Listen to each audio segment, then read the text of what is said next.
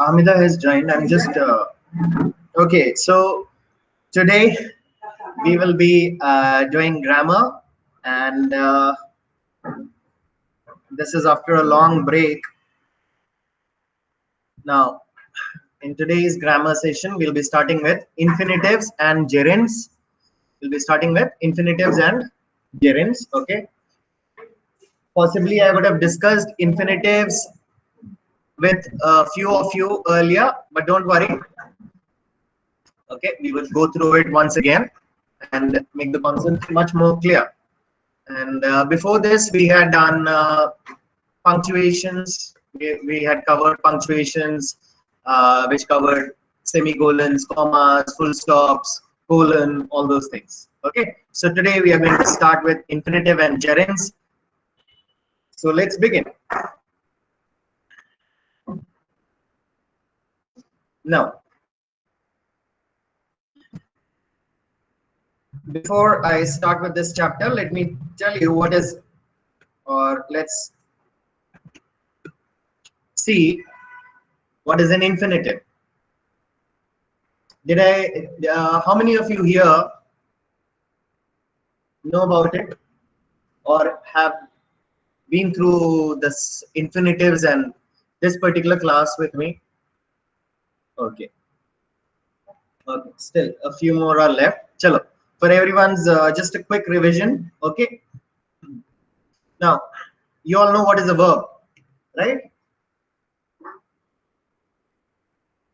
A verb is a word that is used to describe an action, right? Somebody is doing something, that action, to describe a condition. He is well. He is doing well, right? He is not feeling well. All those things, right? And to also show an occurrence. The bridge, uh, the magic wand suddenly appeared out of the blue. Something occurred. Okay. So all these three are the basic usages of a verb, or the basic conditions when you will be using a verb. Okay, that you all know. So let's not waste your time here. Let's come to what is a finite verb. Now, what is a finite verb? Just look at the things which are mentioned in bold.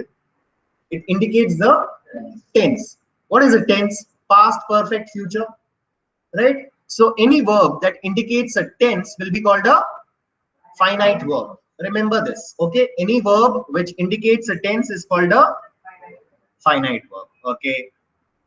So now tell me one thing. If a verb is indicating a tense, don't you think that verb should be very close to the noun or the subject? Ram is, Ram was, is.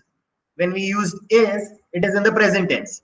Ram was, it was in the past tense. So another thing that we can say, that a finite verb is something that will be very close to the subject. It will be the next word.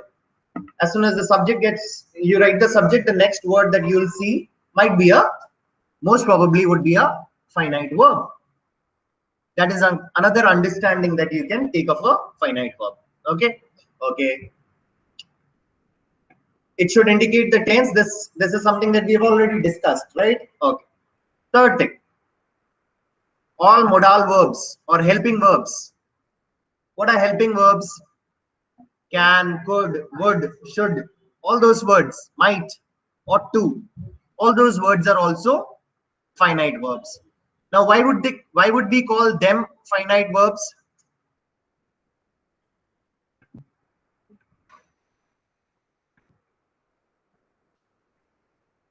Why would we call them finite verbs? These modal verbs, aren't they showing you the tense? And don't they come very next to the subject? Ram could, Ram can, right? Yes. That's why we say that all modal verbs are finite verbs. Okay. So how do you identify a finite verb? It should be very close to the subject. And what is its major job? Its major job is to show you the tense of the sentence. That's what it does. Okay. Now, do you think these are all the verbs there? Do you think that's where the story ends? No. There will be verbs which do not show tense, right? Which might not do anything related to the tense, but might be doing something else. What can we call them? Infinitives. Okay. These guys were, right now, the guys that we discussed, the elements that we discussed, they were finite verbs. Opposite of this, something that does not show the tense of a sentence can be called a infinitive. Understood the difference between finite verb and an infinitive? Okay. Finite shows you the tense. Infinitive has nothing to do with the tense. Both are what adjectives are. No, both are verbs. Okay. Okay. So let's look at few sentences with finite verbs. Angel teaches IELTS. Angel is the subject. Teaches is the verb here, right? It's showing you some action. So it's a verb. Now, which verb, which tense is it? Teaches. It's in the simple present tense. It's showing you the present tense, right? So can I now call it a finite verb? Yes. Yes. This is a finite verb. And IELTS becomes the object here. Okay. So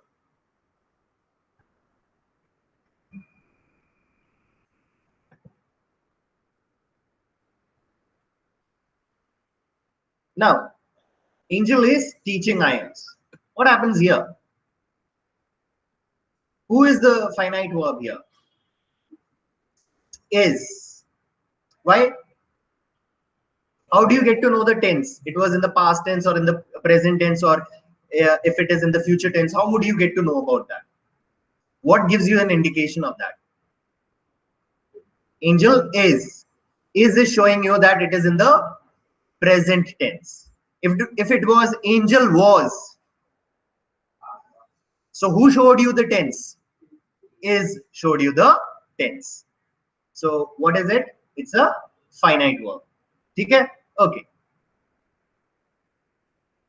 We discussed this, right? Okay. So do you think you can create a sentence without a finite verb? No. So all sentences will have a finite verb. You have to show the tense, right? Without showing the tense, can you write a sentence? No. So all sentences will show the tense, and the tense is shown by the finite verb, and that is what we have learned right now. Isn't that simple? Is this rocket science? No, it's very simple. Okay? Now, can a sentence have more than one finite verb? Let's look at this point. Can my sentence have more than one finite verb? Yes or no? Yes, of course it can have.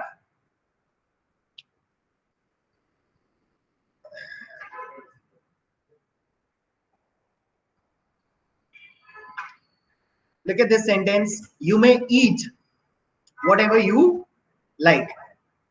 Now, may is what? It's an auxiliary verb, so it becomes easy. What is it? Finite verb. Okay. Eat is what? What is eat? Is it showing you ate? Did it say ate? ATE?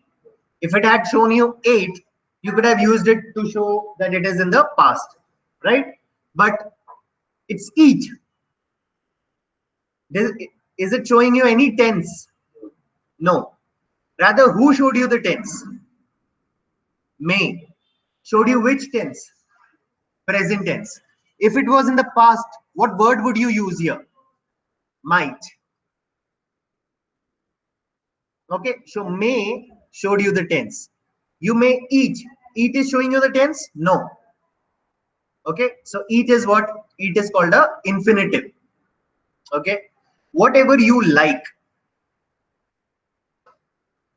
Now, look at the word before like. What is the word before like? You. Is that a subject?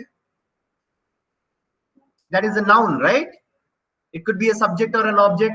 Okay, that was one of the parameters to find the infinitive. Sorry, to find a finite verb. We looked at three conditions when we were looking at finite verbs. One is it will be next to a subject or a noun. Okay. Second is it will show you the tense. Third is all modals are finite. Right? Clear? So here, what is the word that you see before like? It is a subject, reference to a noun. You. Okay. Now, you liked. Did it say you liked? Or did it say you may like? No. Did the word like show any reference to the past, present, or future? No.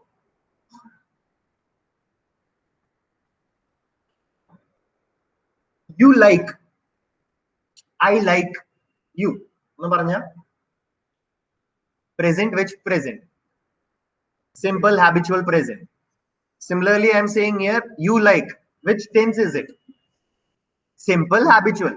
Then why did you say there is no tense? I even gave you an example. If I had written liked, then it would have been in the past.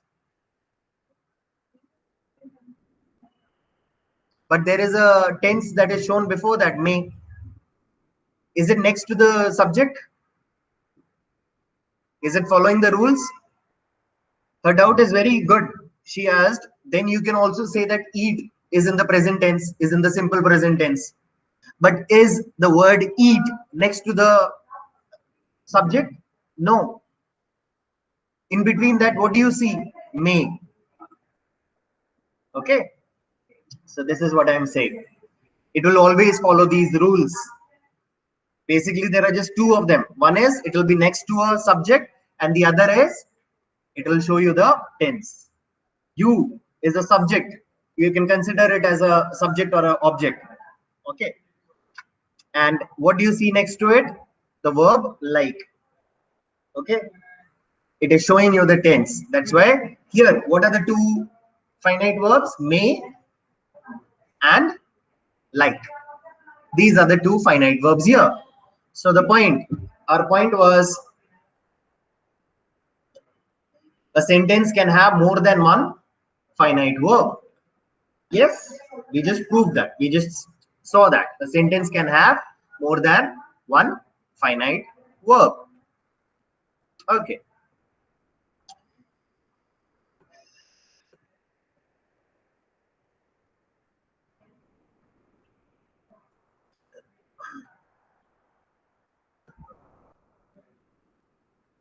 Okay. Now let's look at infinitives. What are infinitives? Will they show you the tense? No, they should not show you the tense. It will not show you the tense.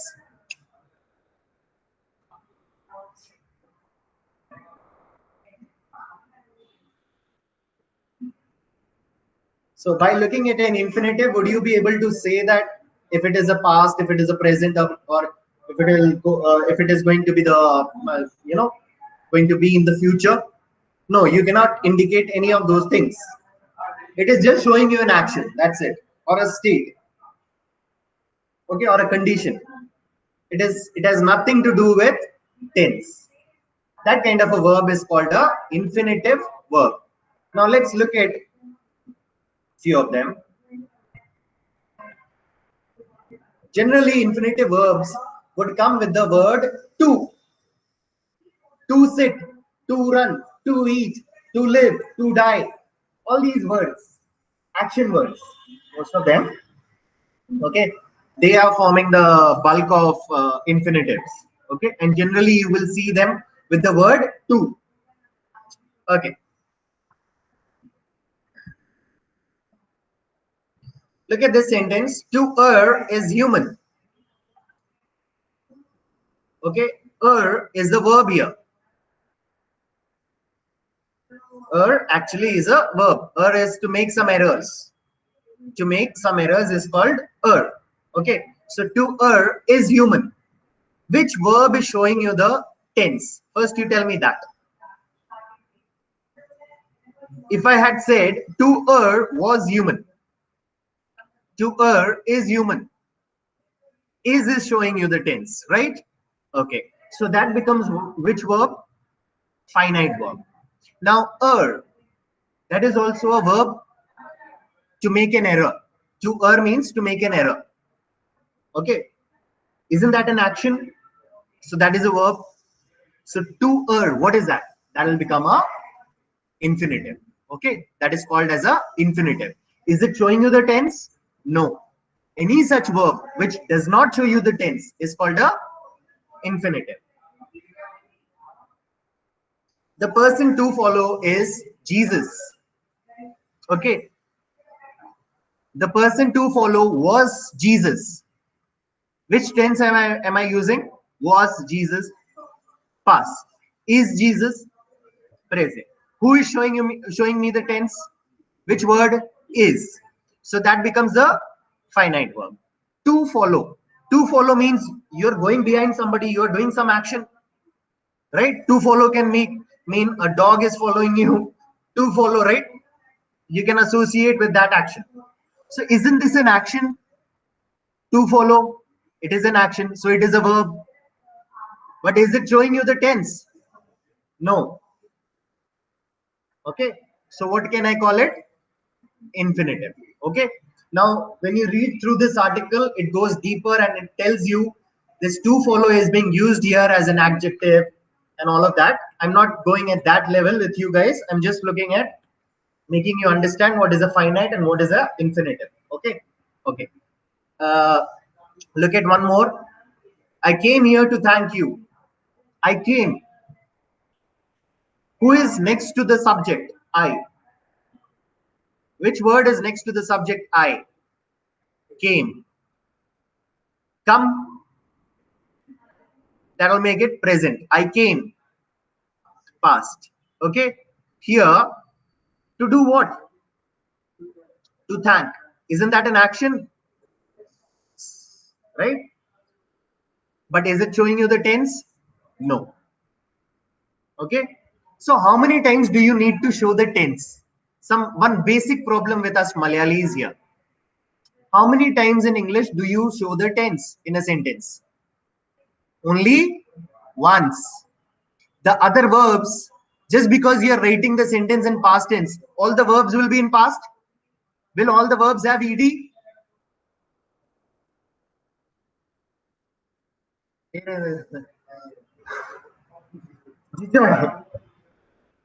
ഞാൻ പറഞ്ഞ കാര്യം കേൾക്കാം last എന്തായിരുന്നു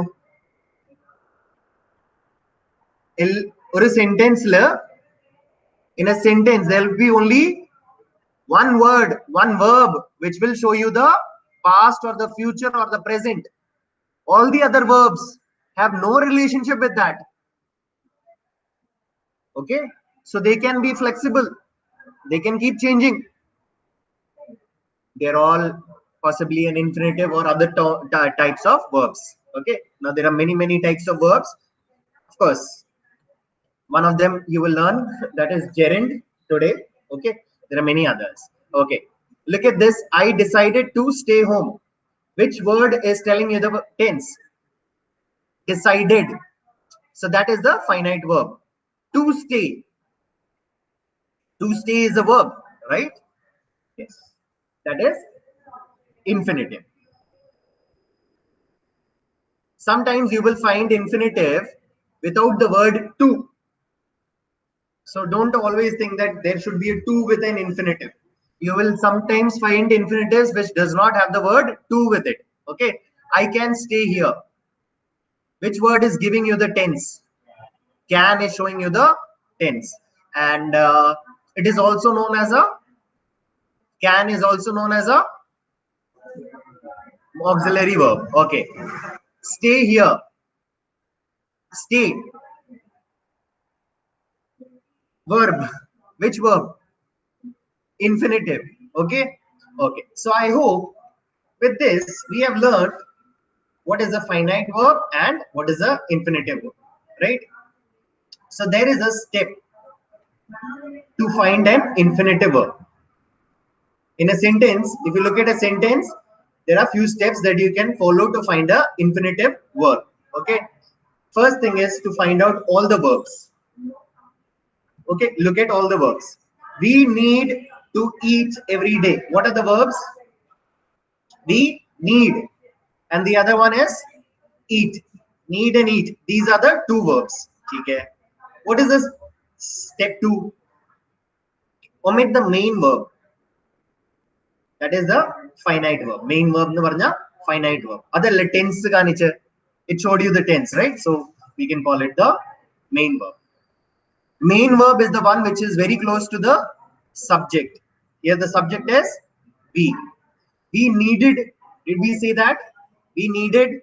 No. What did we say? We need. So which tense? Present tense, right? Present simple. Right now we need something. If I had said we needed, which tense? Past. Okay. Okay. So need is the finite verb. This all of you can figure out, right? Third step. What are the remaining verbs? Those will be the infinitives. Okay. Okay. So what is the remaining verb? Eat. That is the infinitive. Okay. That's all. So now you know what is a finite verb and what is a infinitive verb. So when they say this line, you have already discovered infinitives. We have discovered infinitives and we know how to use them. Okay. Okay. Okay.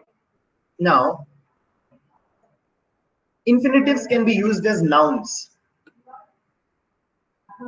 I told you, right? I'm not discussing that. So I'm now coming to that discussion. Infinitives can be used as nouns. Look at this sentence. To run would be cowardly. Now, what is the subject of the sentence? To run would be cowardly. Who is the subject here? Who is doing the action?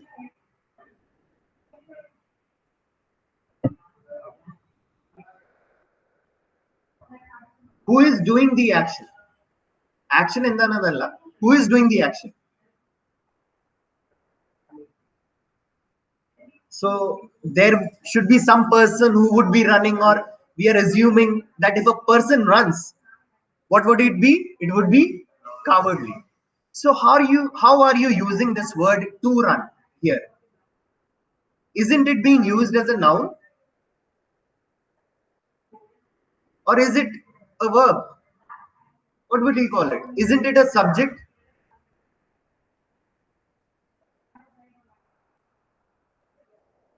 It's a verb, of course. Run is a verb, definitely. Right? To is a preposition. Individually, if I have to break, I can break and say this. But together, to run, this thing is acting as what? It is acting as a subject, as a noun. So, what are you learning here? That in English, if a word is a verb, will it always act like a verb? Is it confined to that one box? No. It can act as anything. Depends on the writer's ability. If he knows to write better, he can use a verb as a noun, and that's what has happened here. The verb run has been made the subject of the sentence. Okay, what would be cowardly? What would be cowardly? To run. Okay, that is how you understand that this is the subject, and that's why I'm saying this is acting as a noun. To run, it is not showing you an action. Okay. Okay, what is the action?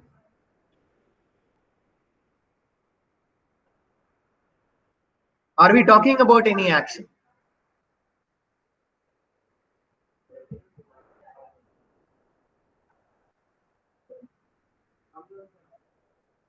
But we just understood that we are not, there is nobody running in the sentence. We are not talking about anyone running. We are talking about a state, a condition where there's action of running, which presumably is done by somebody. Let's say Doraemon is doing that. Okay. You have all seen Doraemon? No? Which cartoon can I call? Um, uh, Tom and Jerry. Okay. Let's say Jerry is doing this. Okay. And you're watching this. In front of you, is anybody running? No. Okay. But in you're presuming that somebody is running. Is there somebody running actually in front of you? Do you see athletes running in front of you? No. Not even in the TV, but you're just imagining that Tom and Jerry is there and that cartoon is there and Jerry is running around. Okay, with that imagination, you thought, okay, let's take this running as a subject. This whole scene, let's take this as a subject. Now, how do I show this scene as a subject to a reader? How can I show that? I just need two words for it. To run. What did it show? The whole scene of that cartoon where Jerry is running like a mouse. Okay. Is Jerry running in front of me? No. Did Jerry ever run actually? No. Will he be running in the future? No. But this is a condition that I'm talking about. A condition that you know occurs in and out in that cartoon, right? So what is it? We are referring to a state, a condition. Are you talking about an action? No. Verbs can show an action, a state, or a condition. Are we showing an action? No, we are showing a condition of somebody or a state of something. That's why we are saying that this is or we call this as a subject of the sentence. Okay. Okay, chal. Look at the next one. We came here to thank you.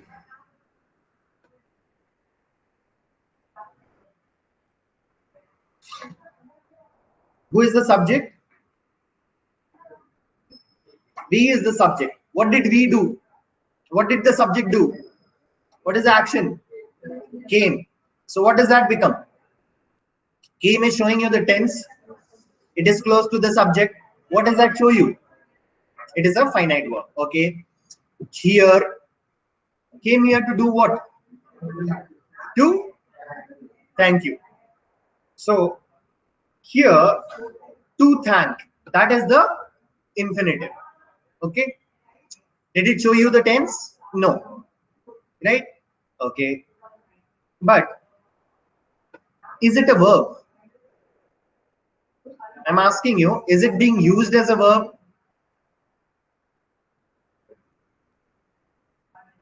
That's why we call it an infinitive verb, right?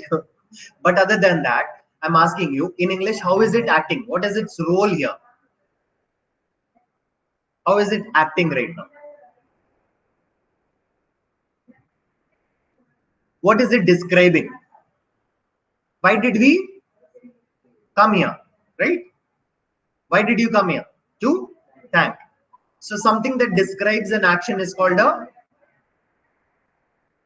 anything that describes an action is called what? Describes an action.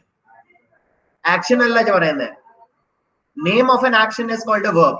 Something that describes an action is called a adverb. Okay, don't get confused like that. Okay, so isn't thank describing the action come or came? Right? Why did we came here? Why did we come here? To thank. Isn't it describing the verb come? Right? Yes. So that's why we are saying that this is used here as a adverb. The infinitive verb here is used as what? Adverb. Of course, it is a verb, but how is it being used? As a adverb. Just like that, in the previous sentence, we learned that that verb, infinitive verb, is being used as a noun. So, what are we learning right now? Infinitive verbs can be used as nouns, adverbs, and one more thing. Look at the third example. They can be also used as a adjective. He is the man to trust. Who is the subject? He. What is the finite verb?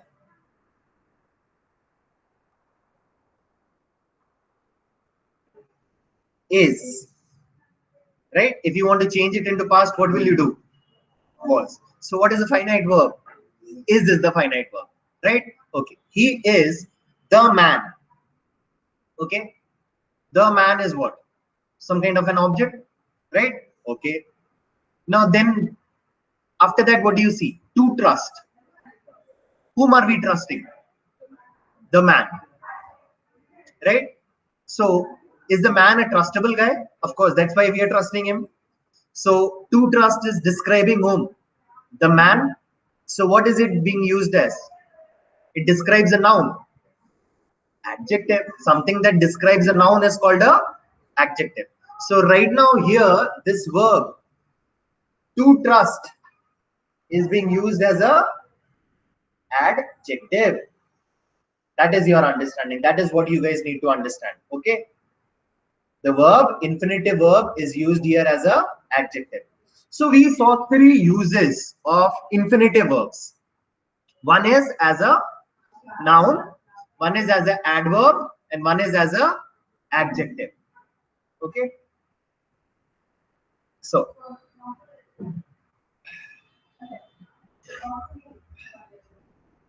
now let's look at another type of verb.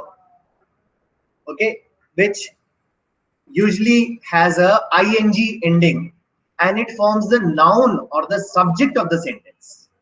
Sometimes there are verbs which along with the ing form, something like baking.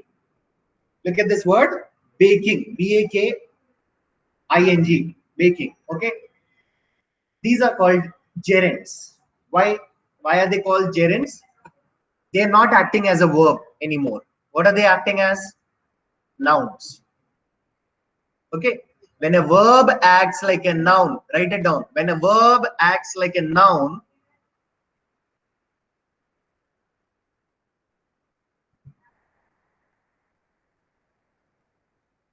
when a verb acts like a noun and uses ing, put it in inverted commas, uses ing as a suffix,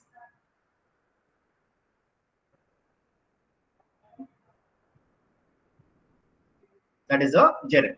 It may be called a gerund. Okay. Okay.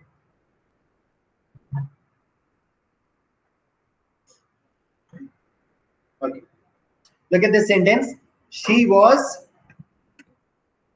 baking cookies. Okay. Tell me the finite verb. Was. The subject. She. Okay. And what was she doing? Baking cookies.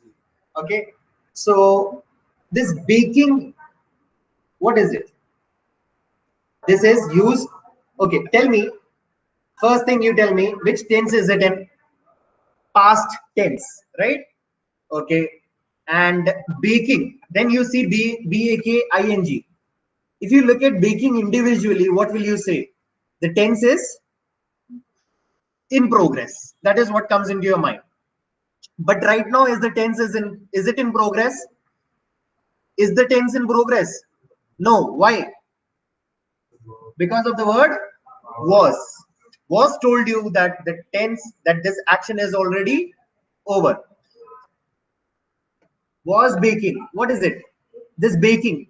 Is it showing you the continuous tense? No. Are you clear about that? What is it then showing you? It is showing you the present participle form. Which form are we using? Present participle form. Okay. Okay. What will be the past participle form?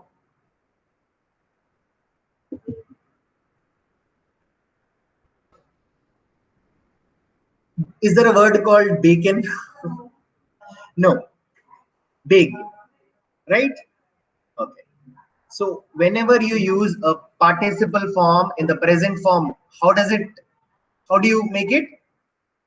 Ing, right? Verb plus present participle, ing, right? So understand the sentence. Is somebody baking the cookies right now? No. Somebody had baked the cookies, right? Exactly. So how did we say it? In a very simple format, we said it. We did not go into the perfect tense perfectly to show, had, baked, the like that. No, we did not go into that. We simply said it in a very simple way. She was baking the baking cookies. Okay. Now look at this sentence. Baking takes a lot of time. What takes a lot of time? Baking. Are we baking? Is somebody baking right now? Is she baking cookies? No. So baking is here used as what? As a subject, right? I can simply say running takes a lot of time. Practicing takes a lot of effort. All these sentences you say, right? There, this running, practicing, what is that? Is it a verb? No. It is acting like a subject, a noun, right? So what will you call it? You'll call it a gerund. What is it called? It's a gerund. Okay. Gerund. Okay. This is a verb form in English, and you should be able to write such sentences. Right? Where will you write such sentences? Starting the very first line of your essay. In IELTS, the very first line of your essay. Your essay will possibly talk about some topic. Right? Take that topic, put the ing word with it. Takes a lot of effort. Right? Building a career takes a lot of effort. Full stop. This is the first line of your essay. After this, you paraphrased the question. The question is related to building a career. So write it down somewhere and put a star there. Use gerund statements as a hook statement.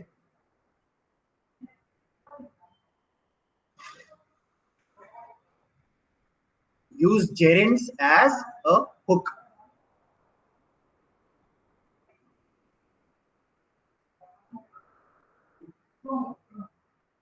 Okay.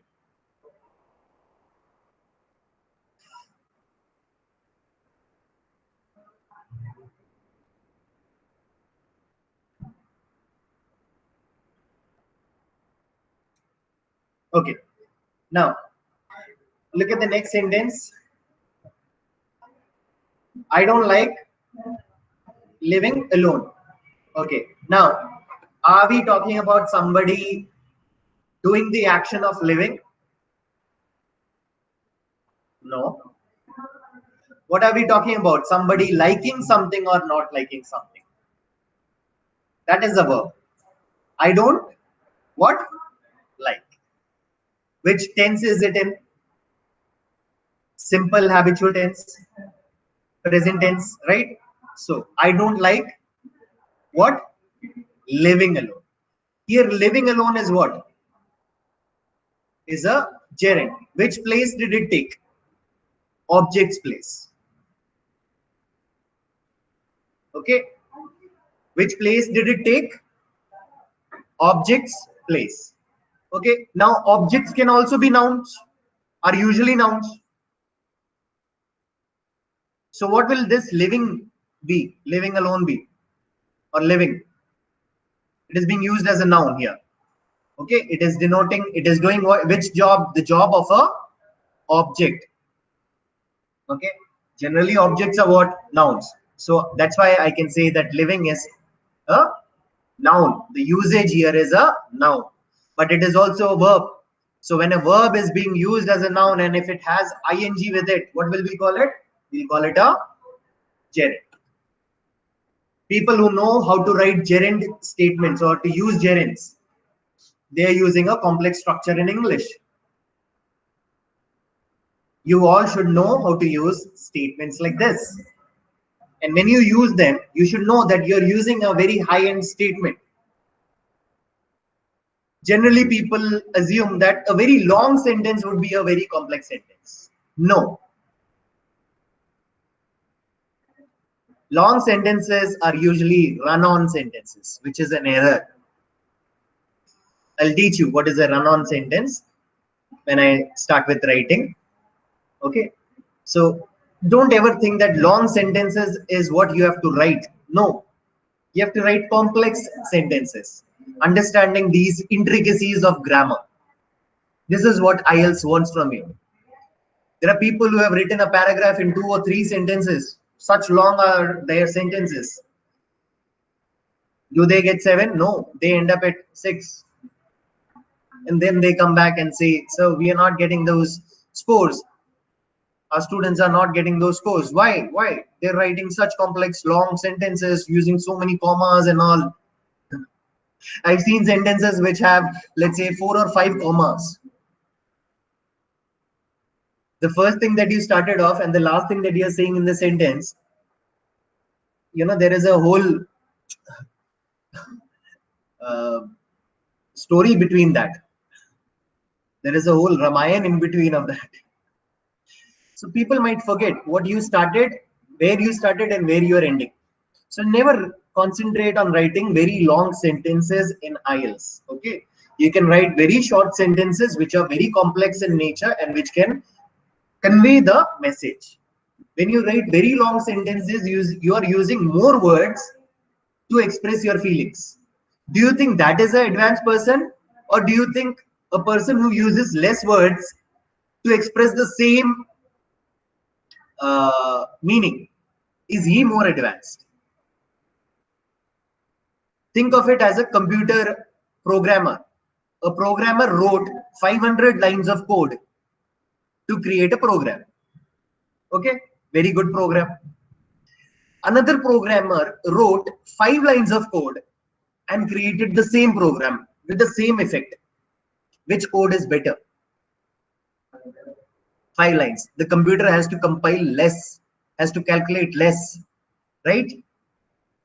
That is what I'm trying to tell you. Did you understand where I pointed out? Okay, I think some bulbs would have lit in some places.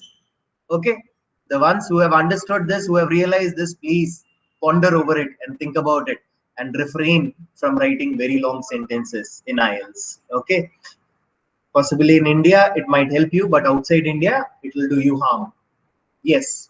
So the last one, he was spelling the new word. Okay. That's the spelling is my best idea. Okay. Let's look at both the sentences. We have a student who has a doubt with this last one. Okay. So the first sentence is he was spelling the new words. So after he, what did you see? Was. Was is showing you past tense. So in the past, this subject, what is the subject? He. He was doing something in the past. What was he doing? Spelling new words. So spelling here is showing you that some action is happening. Yes. You all agree with me, right? Okay. Look at the next sentence. Spelling is my best subject. Which verb is showing you the tense? Is. Okay. Now, is somebody spelling something? Are we talking about any action here? Is somebody spelling? No. He's generally calling the whole of this action of spelling. മൊത്തത്തിൽ ഒന്ന് നോക്കിക്കഴിഞ്ഞാൽ spelling ആയിട്ട് ഇയാൾക്ക് സ്പെല്ലിങ്ങോട് ഇയാൾക്ക് താല്പര്യമുണ്ട്. അവിടെ spelling ചെയ്യുന്നുണ്ടോ ആരെങ്കിലും? ഇല്ല. അതാണ് ഇതിന്റെ ആശയം. ओके, यहाँ पे कोई स्पेलिंग कर रहा है, कोई स्पेलिंग नहीं कर रहा है. Nobody is doing that action. But वैसी जो क्रिया है उसके बारे में बात कर रहे हैं. ठीक है? Okay. So spelling is my best subject. Here it is used as a noun. The act, the whole act of spelling, if you look at it from the top, okay, not as an action but as a thing. Okay, that is the difference here. Understood? So spelling becomes what? A gerund. Okay. Okay. Chalo, this exercise might be a bit difficult, but let's try. Okay. You have to tell me how the infinitive has been used. Has it been used as a noun, or was it used as an adverb, or if it was used as a adjective? Slightly on a difficult note, but if you are able to do this, this chapter is done and dusted. Okay, so let's spend some time here. I bought the car to make you happy. Okay, now let's go one by one. I is a subject. Bought. Verb. Does it show you the past? Yes. Bought is the past of buy. So what can we call it? Bought.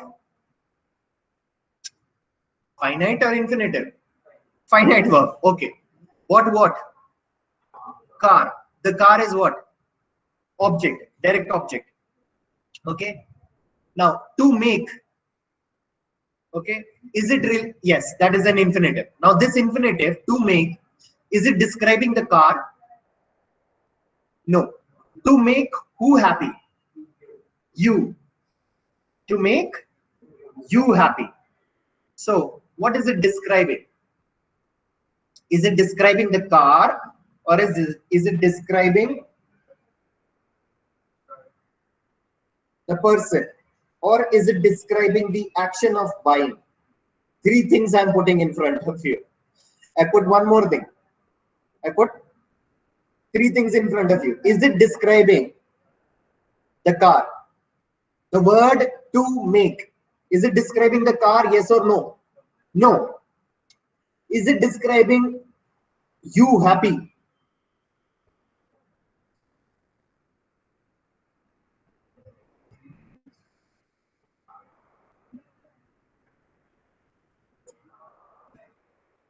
How is it describing you?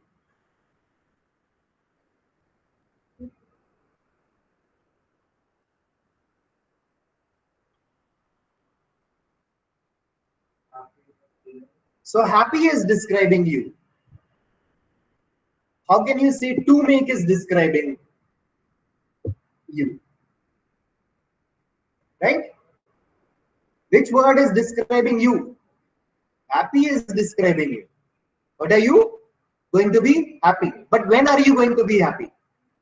When I do an action. What action am I going to do? To buy something. So this to make is describing whom? The action of buying something. So how is it being used? It's describing the verb. So to make is describing the verb, so it is used as a adverb. Okay. Okay. Let's try the next one. He doesn't like to run after a big dinner. Okay. He is the subject. Does not. Does is the, what is it showing you?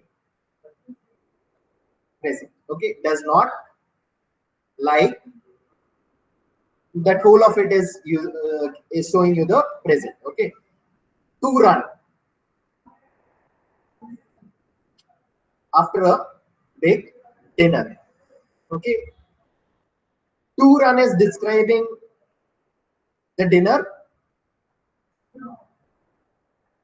To run is describing heat. What do you say? Arey Baba, ask yourself, who does not like to run? He. So who is the to run describing? He. So here to run is describing whom? The subject, the noun. So what is it being used as? Adjective. What did I ask myself? The infinitive is, for whom is it doing this? Or to whom is it doing this? Right? Okay.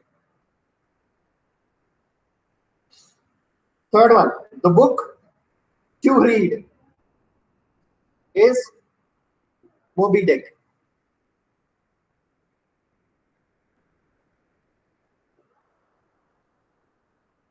What is supposed to be read? The book, right? Moby Dick is the name of the book, right? Of course, Moby Dick is what? A noun. right? The book is also a noun. So what is it describing? Noun. Simple as that. Did you see anything else there worth describing? The person to follow is Jesus. Whom are you following? To follow Jesus. Jesus is what? A person, right? So what will you call it? How did you use to follow? To describe a person, a noun. What is it then? An adjective. Okay.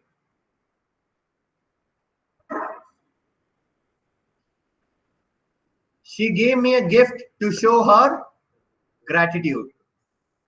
She is the subject. What did she do? Gave something, right? What did she give? Gift. Okay. She gave me a gift. Now, to show what? She gave the gift to show what? Okay. Now, what is showing this gratitude? Is she showing you the showing the gratitude, or is the gift showing the gratitude? Okay. Now, gift is associated with what? An action here of giving, right? Okay. So she did an action. Think about it. Is the gift showing the gratitude, or is the action showing the gratitude? The action is showing the gratitude. Is the gift showing the gratitude? No. What is showing gratitude? The action. Which action is that? What is that action? Give. Okay, the action is to give. So, add verb. The usage is as a adverb. To pay taxes is a privilege. Now, subject. Now, okay, clear. Okay. Here, look at the next exercise. Running water is a modern convenience. Wow. If you start a essay like this, let's say your essay is regarding water, and your first sentence of the essay is this: running water is a modern convenience. Which band are you at? 7 plus. First impression is so strong for the examiner. Examiner has already put you in the 7 band mindset. Now, if you maintain that mindset, even if you do some errors here and there, he might just ignore it, saying that slips on either. Even native users make slips in their English, right? This is why I'm concentrating here on gerund. What is it used? Running water. What is it used here as? A gerund. What is this running water? It is a gerund. It is acting as a subject, a noun. Okay. Okay. We are taking the family on a picnic. Now, what is this? Taking is being used as a participle, present participle, right? Okay. Now, what do we have to do here? Look at the sentence and decide how the italicized word is used. Then write verb, adjective, or noun in the okay. Okay. Uh, we are taking. Chalo. Don't get into that much of a detail that if it is a verb, if it is a noun, or if it is a adverb or an adjective and all of that. I do not want you to get confused there. I can see a lot of blank faces when I discuss that. Okay, but did you understand the usage of a gerund? Do you know how to find an infinitive? Do you know how to identify a finite verb? If you can do that much, you are at a 7 or above level. Okay. Okay. Here, taking, is it a gerund or an infinitive or a finite?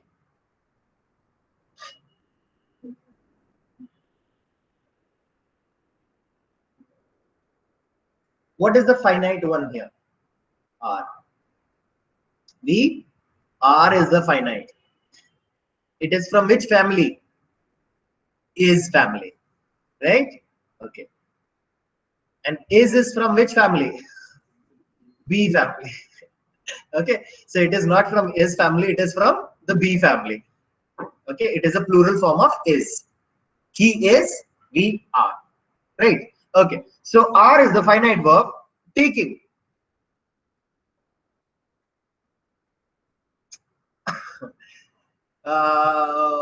Participle. Can I call it a participle?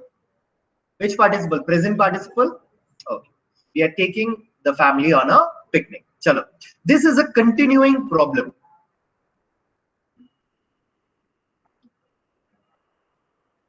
Is this the finite? Right? Okay. Continuing problem. Look at that word, continuing problem. Are we saying this problem is continuing? If I had said that this problem is continuing, what is happening? What are we talking about? An action, right? But right now, look at me. I am holding a glass of water. This is what can I call it? Glass. What in what other way can I call this? This is a drinking cup, right?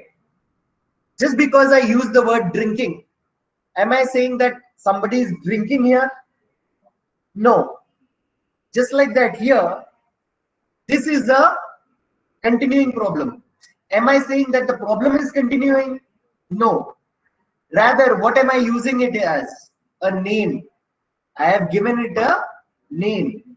Just like I gave this glass of water that I'm holding, just like the way I called it, what? A drinking cup. Just like that, this problem is called as a what problem? Drinking cup. Here, what is it called as? A continuing problem. So continuing problem is what? Is a name that is given to it. Right? Don't you call it like this cup is a very good example, I would say. Okay. This is a drinking cup. Drinking cup. Here I'm not using the word drinking as a verb. I'm using this to name this cup that I'm holding. This is a drinking cup. Drinking cup is a name that I've given. Similarly, if you look at this sentence, this is a continuing problem. Continuing problem is a name that is given to this problem. Okay. So what is it? What is the usage?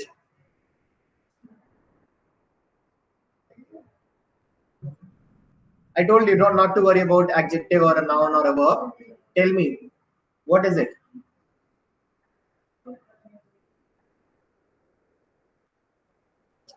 Is it a verb? Is it a noun? This is a, see, what am I holding? This is a remote. What is remote? Noun. This is a continuing problem. What is this continuing problem? Noun. Are we talking about an action? No. We are taking an action and giving it a name. What is the name that we gave it? Continuing problem. So what are we using it here as? Noun. So any verb that is being used as a noun is called a gerund. Right? Running water. What was that? Noun. Right? And you saw running. So what did you call it? Gerund. Continuing problem. Noun. An object. This is a remote. This is a boy. This is a glass. So instead of just using a simple noun, that is a boy or a glass, we used a very complex form of noun. Drinking cup. This is a growing boy. What am I describing? The boy. Growing is describing the boy. It is with the noun itself. Okay. So that's why we can call it a something like a gerund, we can call it. Okay. Playing in the street is dangerous.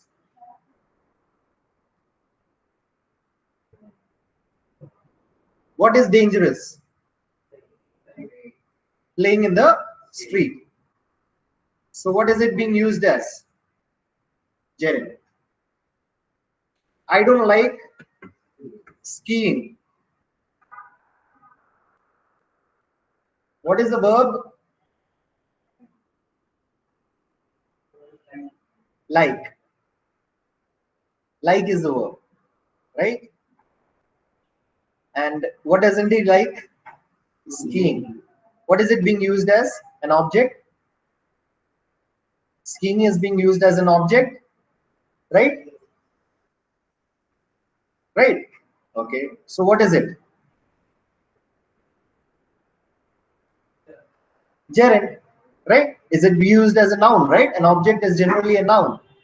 So, leave the question. Look at the next one. The laughing clown was very funny.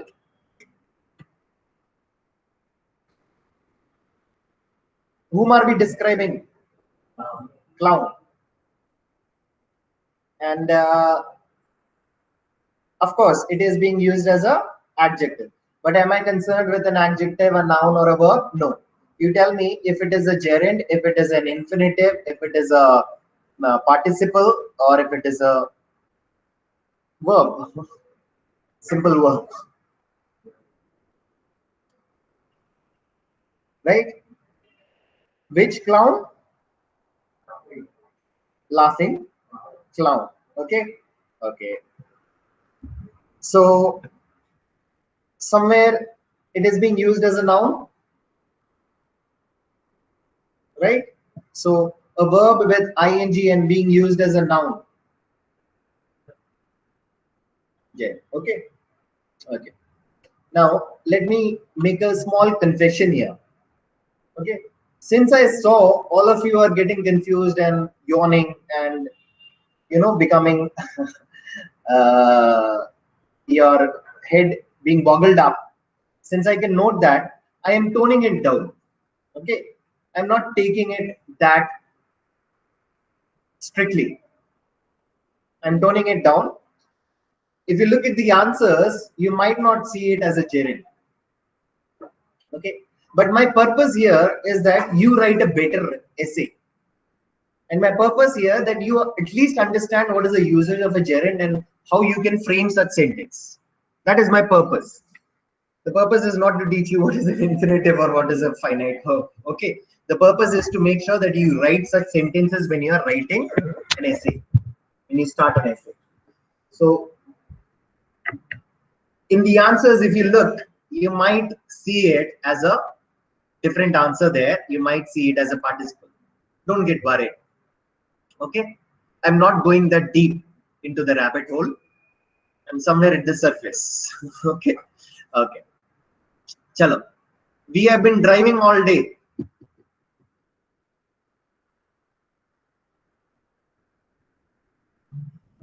We have. Did I say had? I said have. So which tense? Perfect present. We have been continuous. Driving. Present participle form. We have been. Have been the good ara varune eppalum. Present participle. Had been the good ara varune eppalum. Past participle. Or present participle can also come. Yeah, both can come. Okay, don't go there. You might just get confused. Okay, so we have been driving is used as a participle here. Okay, Okay, the beginning of the story was quite sad. What are we talking about? We're talking about story. Which part of the story? The beginning of the story. Okay. Is somebody sitting at the beginning of the story? No. But rather we are talking about the beginning of the story. So what can I call it? I can pick it up as a noun, right? So can you see it as a gerund? On a very broad perspective, do you see it as a gerund usage? If you look into the answer might call it as a the beginning of the story. So story is a noun here. Describe it as an adjective. Okay, if you look at it, the answers, you might see it the answer written as an adjective in this book. Okay, but don't get worried. What do you need to learn? The usage of a gerund so that you can write very good book statements. Okay, okay. He was arrested for speeding. Okay, what is the action? Arrested. Okay, for doing what? Speeding. So speeding is what? Of course, over speeding. Am I calling it as a noun?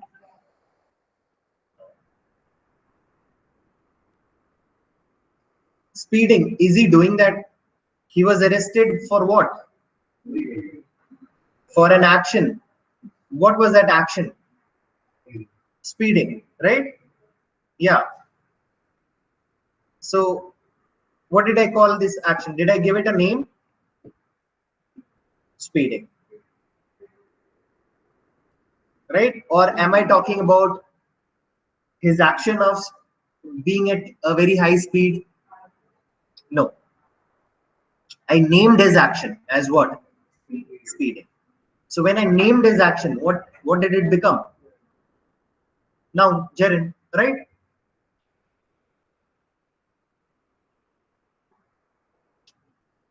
Fishing is all about patience. Fishing is being used here as a noun. Is somebody fishing right now? No. Okay. So, did you learn gerund? Because that is what I ultimately want to teach you. Where will you use a gerund statement? At the beginning of your essay. This is a summary of your. These are the two things you need to learn. To learn these two things, I had to take you through a lot of background. Okay. That is where it became boring. Okay. But if I hadn't taken you through the background, you wouldn't have understood these things. Okay. Okay. Now let's move on to the next chapter. This chapter is called relative pronouns.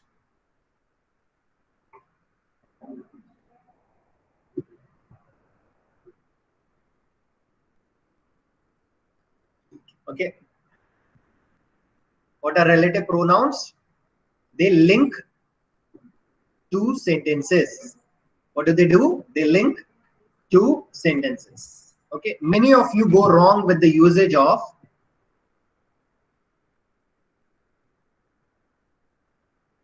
that and which. Okay.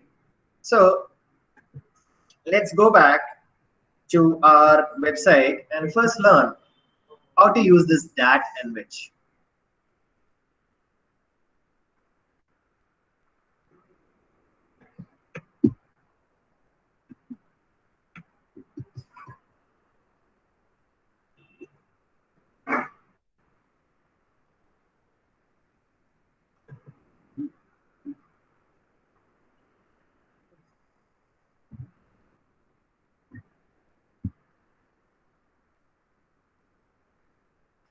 Okay. So what are relative pronouns? They are used to link two sentences, right? Okay. And if the first part and the second part are so much linked with each other that the first part of the sentence cannot exist without the second part, can I call that second part as essential for the first part? Did not understand. Okay.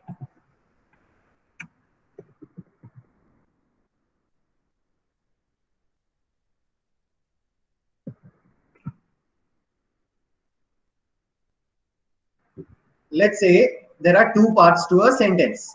Okay.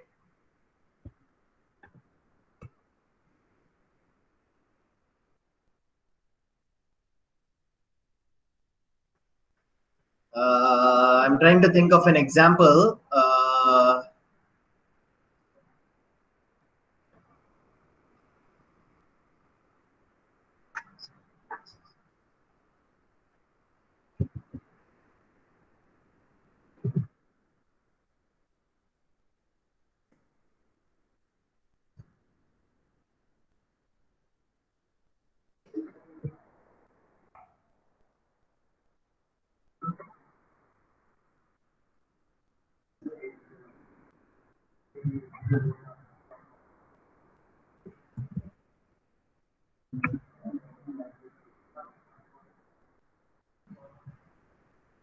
Look at this sentence.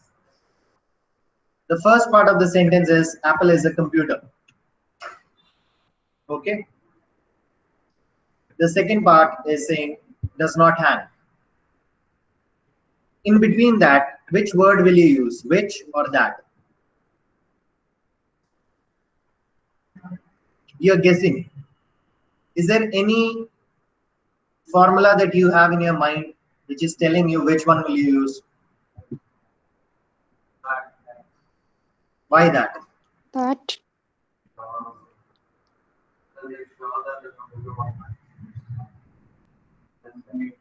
Did I say that the computer will not hang?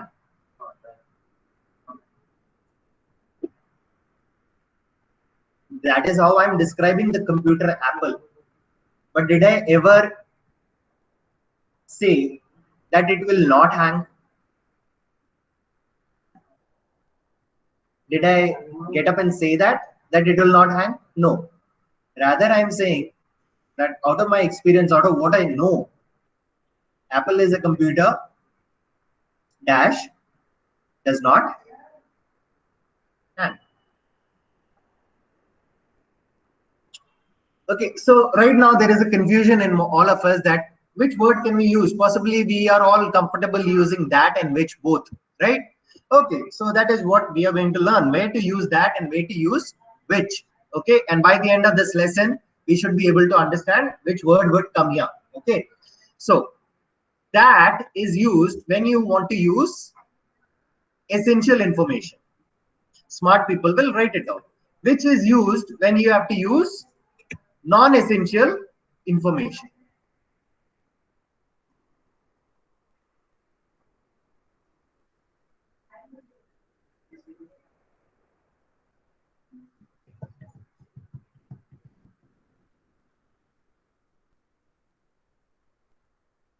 That is used to show essential information, which is used to show non-essential information.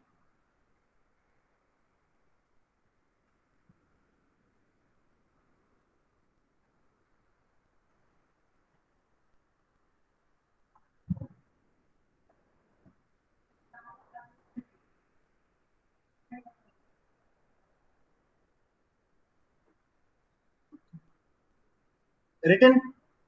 Okay. Now, I would like all of you to read this paragraph. In fact, I would read it out. Non-defining clause, that is non-essential information, the one that you wrote right now. Okay. Only provides what? Excess information. If you remove them, they do not change the meaning of the sentence. Okay. Now, can you go back to our notepad? What is the information that you are trying to tell me here? Huh? You're trying to tell me that there is a computer that does not hang, right? Are you just trying to tell me that Apple is a computer? No. You're trying to also add, if I remove does not hang, am I able to express myself completely? No. Is my expression correct? Am I trying to say Apple is a computer? Is that all that I'm trying to say? No. I'm trying to say what? Some quality of Apple, right?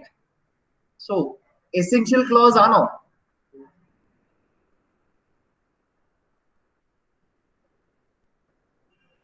Listen carefully once more. For the people who said no, listen once more. Doubt. Okay. Listen once more. Okay. Apple is a computer, right? What am I trying to say here? First thing you did, tell me, what are we trying to say here? We are trying to show somebody a computer which does not hang. Are we just trying to show somebody that there is a computer? No. We are trying to show somebody that there is a computer which does not hang. Not hanging, is that important for us? Yes, it is essential for us. If I do not say it, is my sentence complete? Am I able to express what I am saying? No. Okay. Not hanging is a part of my thought, is a part of what I'm trying to express. So is it essential for me or is it not essential for me? Essential, right? Okay. If you are using an essential information, which word will you use? Look into your notes. You just wrote that. You will use that. So which word will we use? Apple is a computer that does not hang. That is how you will write it. Okay. Now, let's change our thought process. Okay. Let's change our thought process and let's imagine I'm just trying to tell Ruben, Apple is a computer. That's all. Okay, that's my information. How will I share that part of or how will I write that? When you speak, both of them does not, it does not matter. You can interchange. But when you write, these things become very important. It makes the difference between 6.5 and 7 in IELTS.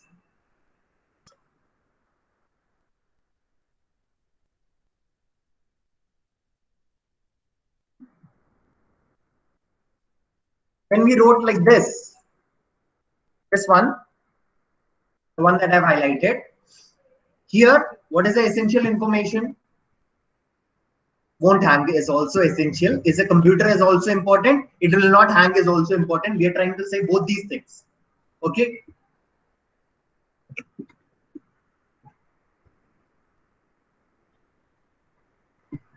When I write like this, what is important? Apple is that is important. That is all that I'm trying to say. Which does not hang is what? Is extra information. Adi illenglum sentence will still have its meaning. What is the meaning? Apple is a computer. Okay. So try and tell me,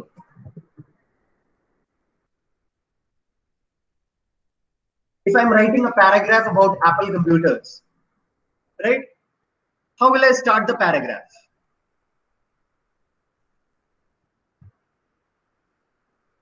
Which sentence do you think I should pick?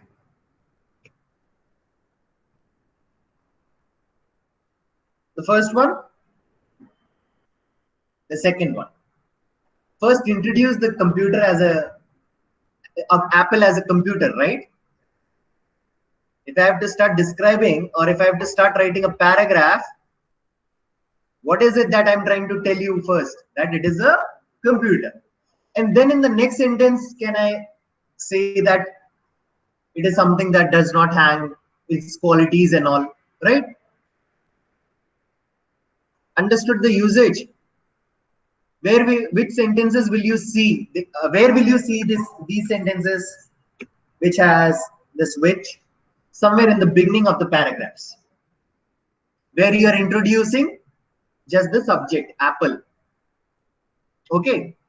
Ram is a boy, comma, who does not something something. Okay. Who does not cheat. Ram is a boy, comma, who does not cheat. Okay. What am I introducing? Ram as a boy is what I'm introducing. Later on, I'll talk about his cheating. I'll make it the main clause. I'll talk about his cheating and all of that. Okay. But right now, how do I start? By introducing Ram. Okay. So do you think you should start your paragraphs with something like this, an essential clause? If you start your paragraph like this, do you think you're doing something good? You're doing something wrong. Okay. Most Indians would start their paragraph like this. This is an argument. This is the second sentence of your paragraph, not the first sentence of your paragraph. This would most probably be the first sentence of your paragraph. What is that called? People who have done writing class with me. First sentence of your paragraph, topic sentence.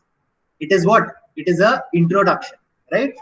Apple is a computer is a introduction. Understood? Okay. So did you understand how to write a topic sentence? Which clause are you using? Non-essential clause. Which? Okay. Okay. Look at few more examples. I like cars which are also fast. What is the main important information here? I like cars. Okay. And extra information is what? Which are also fast. Now what is it? He likes which type of cars? Just those fast cars. Okay. And we are picking it up and specifying it. Okay. Essential information.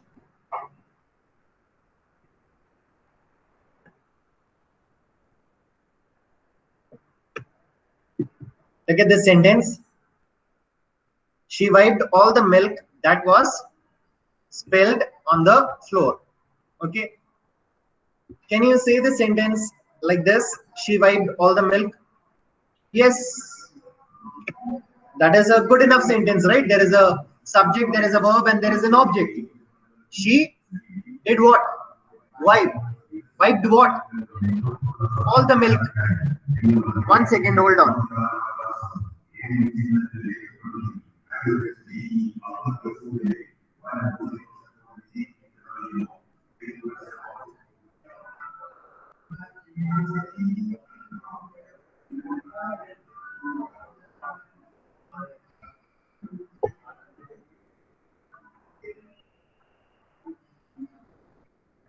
Okay.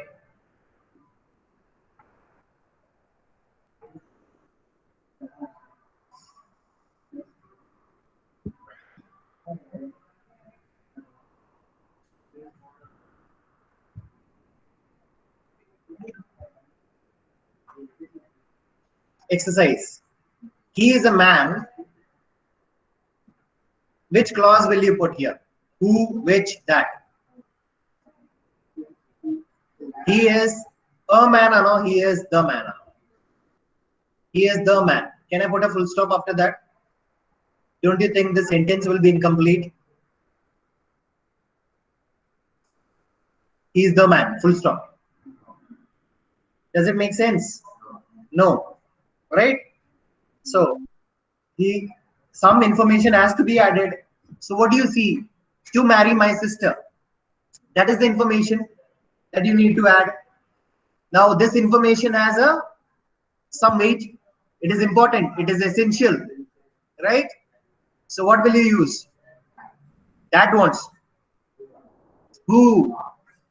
Man is a person. That can be only used for things. Things. Okay, so what will you use here? He's a man who wants to marry my Who wants? the boy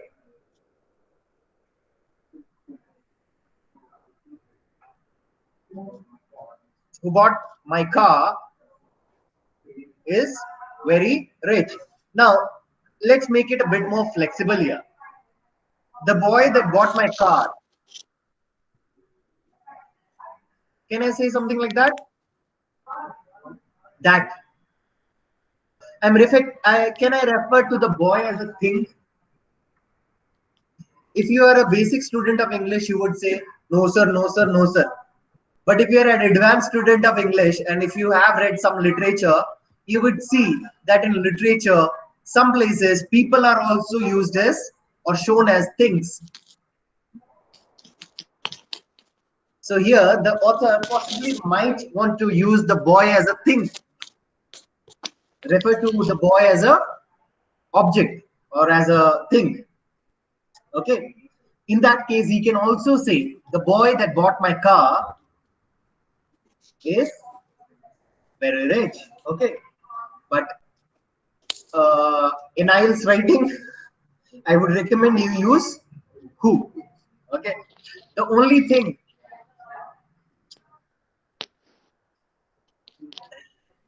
Can I put the only thing full stop? Is the sentence complete? No. So is your exam? Matters is your exam. That is essential for the sentence. So which clause will you use? That. This idea.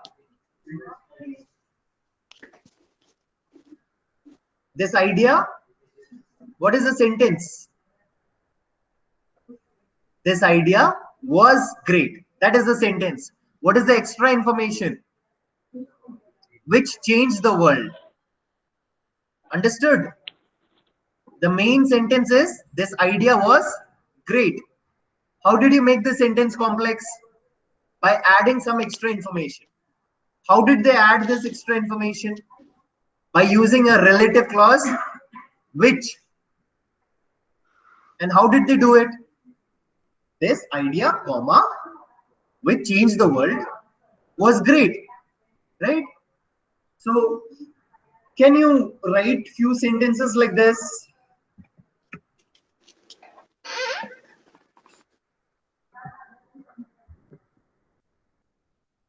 This.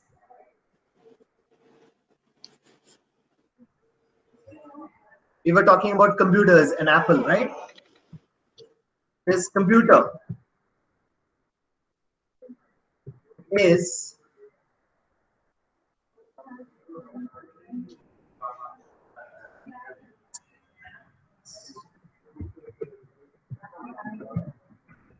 this computer is from Apple. That is the sentence that I've written. Can you add a non-essential information in between?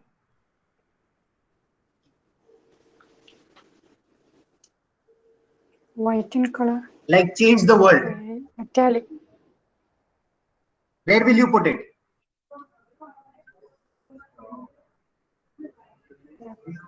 Computers from Apple, which is white in color. Which changed the world. Use that clause. Which changed the world. Where will you place it? That's what I'm asking you. After the computer. Look at the board. Which changed the world. This computer is from Apple. That was our base sentence. How did we make it complex? By adding a non-essential information. Okay. First, write this computer is from Apple. All of you write the sentence. This computer is from Apple.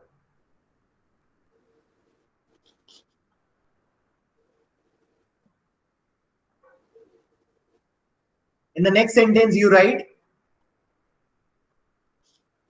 this computer, comma, which changed the world, is from Apple. Okay. You have learned yet another way of writing a complex sentence.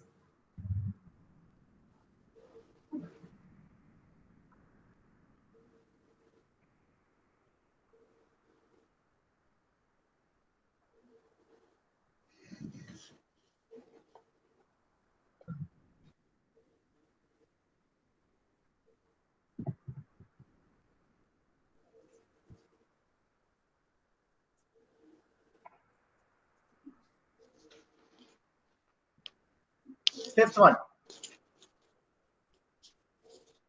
Everything full stop. Can I? Does it make sense? No. So definitely the clause that you'll use is that. Everything that moves is scaring us here. Us India, sorry. I missed that word. Us. Okay. Scaring us here. Okay. I met a woman who can speak Chinese. What's the name of the man? Do not use who. That lives. Okay. Okay. What's the name of the river?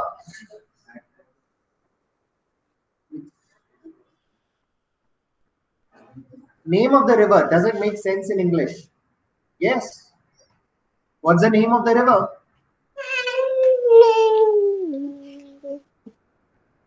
Right? Can I put a full stop in English? Tell me.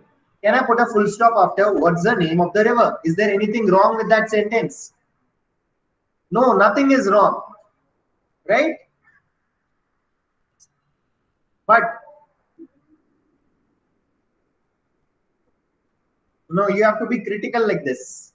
You cannot be in a dilemma here. Okay, you have to look at this particular element. What's the name of the river? Is it correct in English? Can I put a full stop after that? Yes. So, goes through the town. Is that important? No. What is important?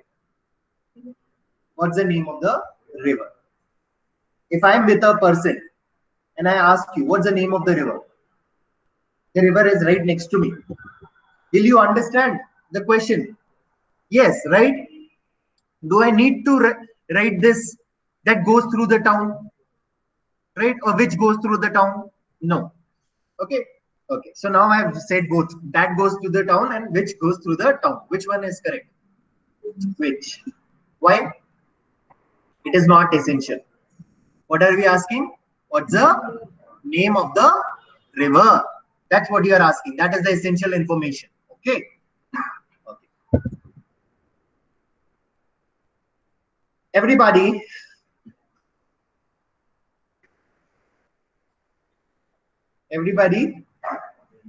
that went to the party or who went to the party, who can also be put, right? Okay.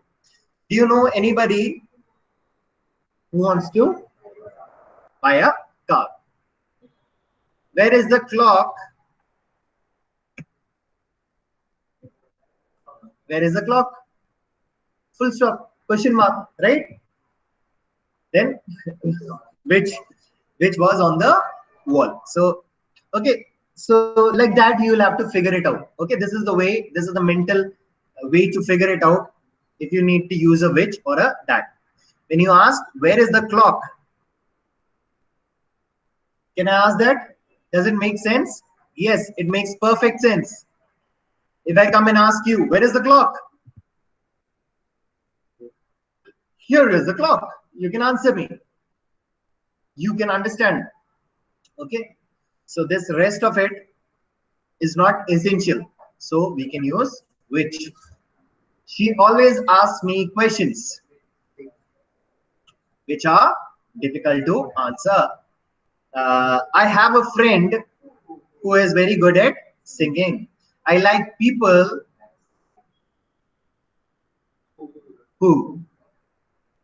Okay, instead of who, what can you use? That. Okay, but mostly you will use who.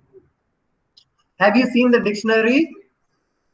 Have you seen the dictionary? Can I put a full stop after that? Yes.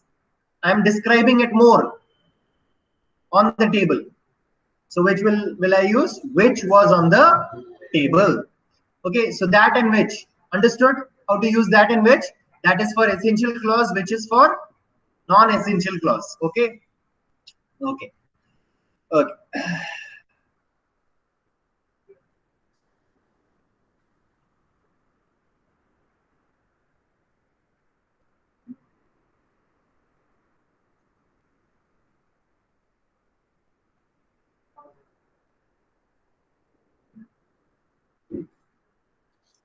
Hello, sir. Yes. May I take leave? Yeah, no problem. Okay, thank you, sir.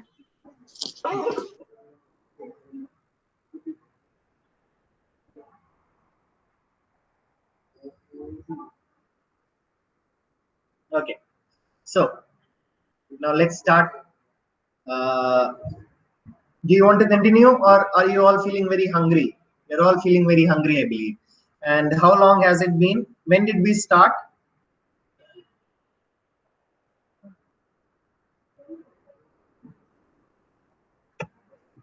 Can I give you all a break? Lunch? We'll continue tomorrow with relative clauses and this pronouns. Okay, relative pronouns. We'll start this tomorrow. So today, what all did we discuss? We learned one type of verb, gerund specifically. Where will you use this gerund?